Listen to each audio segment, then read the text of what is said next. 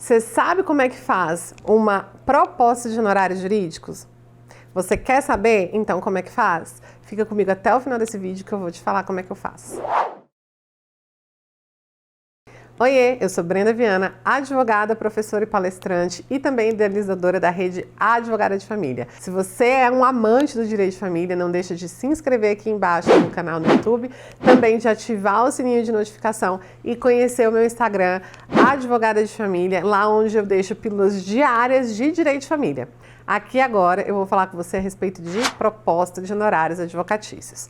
Essa proposta de honorários é onde você coloca ali o valor do seu serviço. Mas veja bem, se você vira para a pessoa e simplesmente passa para ela um valor, um papelzinho só com o valor, ou então você simplesmente fala para ela, olha, o meu preço é tanto. Será que ela vai entender então o valor do seu trabalho? Por isso mesmo, eu gosto muito de entregar uma proposta de honorários advocatícios. Lá eu tenho a oportunidade não só de mostrar o meu trabalho, mas também de fazer técnicas ali de vendas. Então, ó, eu vou te falar aqui agora como é que eu monto essa proposta de honorários advocatícios, tá? Primeira coisa que eu faço é colocar os dados do cliente. Então, lá em cima sempre tem nome, telefone, como que me encontrou, né? Como que chegou até a mim. Depois, eu venho então com um relato sobre o fato. Então eu digo, olha, a pessoa me consultou no dia tal, querendo saber a respeito de X, Y e Z, e ela foi orientada a isso, isso e isso. As possibilidades de resolução do problema é X, Y e Z. Enfim, eu trago ali todo um resumo de tudo que aconteceu com a gente, tá? Logo abaixo, eu faço o quê? Eu começo então a descrever os serviços que vão ser prestados para essa pessoa. Então vamos supor aqui uma hipótese de alguém que te procura e aí na verdade o que ela quer é o quê? Finalizar o casamento. Tá, como que ela pode finalizar esse casamento? Quais são as soluções para esse problema? A gente sabe que é o divórcio, mas existem várias formas. A gente tem o divórcio extrajudicial, a gente tem o divórcio litigioso e a gente tem o divórcio consensual. Então eu explico isso nessa proposta de honorários. E aí eu descrevo o serviço, eu falo, olha, se você for optar pelo divórcio extrajudicial, qual é a minha função? Vou receber os documentos, vou redigir a petição, vou encaminhar para o cartório, vou agendar um dia para assinar esse divórcio. E eu também gosto de incluir o serviço administrativo da averbação desse divórcio. Por quê? Porque muitas vezes você vai lá, faz o divórcio, tem escritura pública do divórcio, mas a pessoa não averba. Aí ela acha que ela está divorciada, porque de fato ela está, mas aí isso não tem efeito jurídico porque não está na certidão de casamento. E aí eu incluo também essa questão e aí eu passo o valor.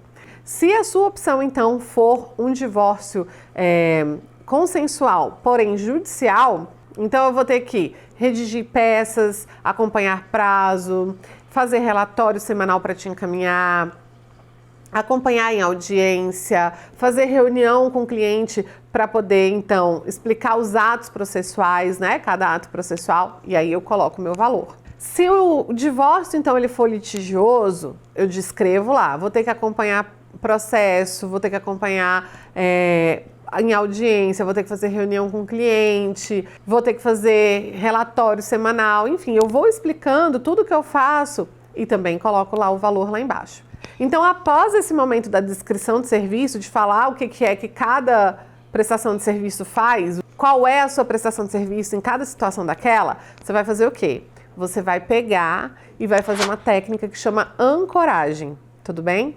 O que significa isso? Você vai pegar um valor, né? E vai dizer assim, olha, esse serviço e tal, ele tem o valor de tanto de investimento, né? Então, por exemplo, aqui no Distrito Federal, a gente tem a tabela da ordem com um valor que é uma sugestão para ser da propositura da ação até ali a questão do acórdão. Então, veja bem, numa ação de alimentos, lá tá falando que são 30 URHs, que dá mais ou menos R$7.000. Só que esses R$7.000 não é para a propositura da ação. Esses R$7.000 que eles sugerem é para que você proponha a ação e depois recorra se for necessário e fique no processo até sair a decisão do acórdão. Ou seja, primeira e segunda instância. Então, presta atenção, onde que você vê essa informação? Lá nas disposições introdutórias da tabela, tá? Então, por isso que eu sei, Porque tem outras OABs, por exemplo, que não faz isso. Ela faz o quê? Ela te dá o preço, por exemplo, para você fazer a propositura da ação e acompanhar até a sentença. Aqui, onde eu atuo, não é assim. Tá? Então você vai olhar lá as suas disposições introdutórias e ver se você consegue usar a mesma estratégia que eu nessa técnica de ancoragem, que é o quê? Eu já sei que 30 URHs é para eu acompanhar uma sugestão, ou seja, eu não posso cobrar menos do que isso para eu acompanhar desde a propositura da ação até o acórdão. Eu posso cobrar da propositura da ação até a sentença esse valor mínimo? Posso. Né? O que eu não posso fazer é cobrar da propositura da ação até o acórdão um valor abaixo desses 30 URHs que está sendo sugerido. E aí o que eu faço então? Sabendo disso, eu cobro por etapas. Então veja, eu cobro da entrada até a sentença.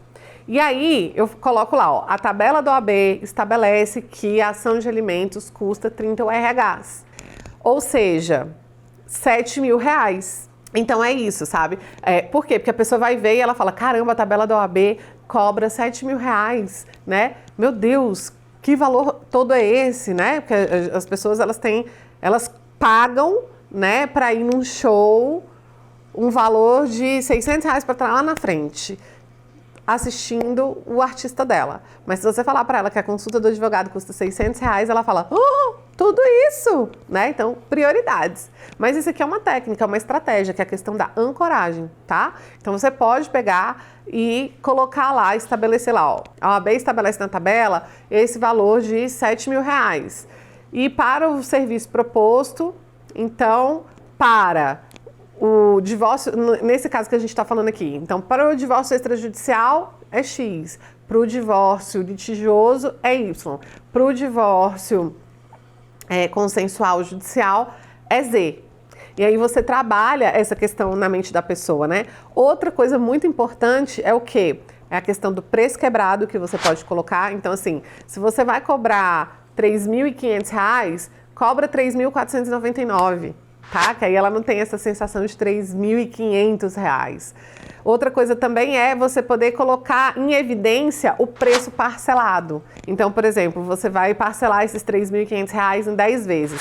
Então, você vai colocar assim, ó, o valor do serviço é de 10 prestações de R$350. Então, ela vai ver 10 prestações de R$350, ela consegue pagar. R$3.500, ela pode desmaiar na hora, né? E além de tudo isso, obviamente, você vai colocar lá embaixo também o quê? Quais são as formas de pagamento que você recebe. Eu aqui, no caso, eu recebo através de cartão de crédito, né? Ou de transferência bancária à entrada. As mensalidades eu recebo através de boleto ou de recorrência. Por que que na entrada eu não faço boleto? Porque você lembra do vídeo que eu falei a respeito de como iniciar na advocacia? Tem um card aqui em cima falando sobre isso. E que aí eu falei para você a respeito de como precificar nas ações de família. Então, aí eu falei para você que eu faço uma entrada, mais honorários mensais, mais 10% do proveito econômico do cliente, né, no caso, se passar de 12 meses, tá? E aí o que acontece?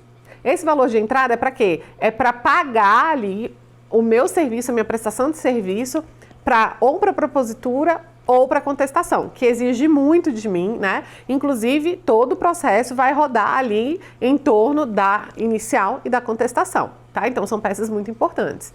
A mensalidade eu cobro para relatório mensal, para se eu tiver que despachar com o juiz, para acompanhar aquele processo, enfim.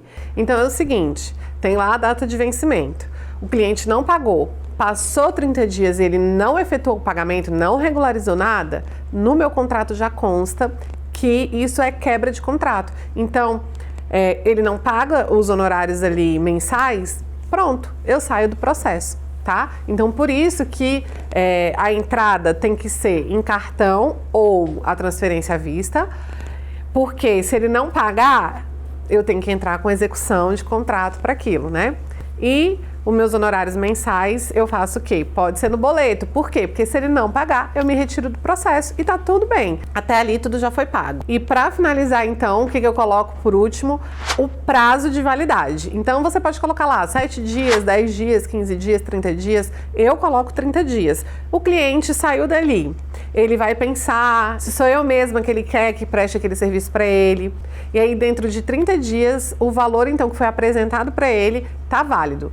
Chegou ali 31, 32, 33, é outra proposta. Então, só para a gente relembrar aqui a estrutura, eu começo com os dados do cliente, um relatório do que foi feito ali na consulta, por que ele me pesquisou, enfim.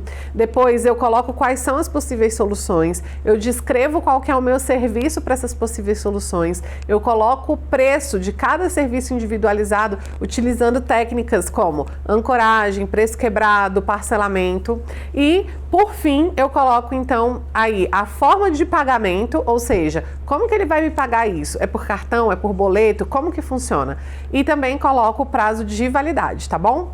Bom, não esqueça de se inscrever aqui no canal, de deixar um curtir se você gostou desse vídeo, também de conhecer o perfil Advogada de Família lá no Instagram e toda terça-feira aqui tem aula ao vivo às 20 horas, toda quinta às 20 horas também tem vídeo novo, tá? Fica ligadinho que de tempos em tempos eu abro a Jornada da Prática em Ações de Alimentos, que é um treinamento gratuito que você pode fazer parte e tenho certeza que você vai adorar.